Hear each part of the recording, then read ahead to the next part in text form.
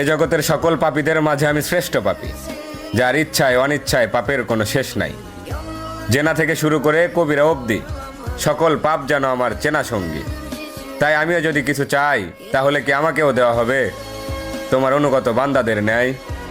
কেননা আমি শুনেছি তুমি রহমান, তুমি রহিম, তুমি এমন এক আল্লাহ যার কাছে চাওয়ার মতো চাইলে নাকি ফিরিয়ে দিতে লজ্জা পাও বান্দার হাত।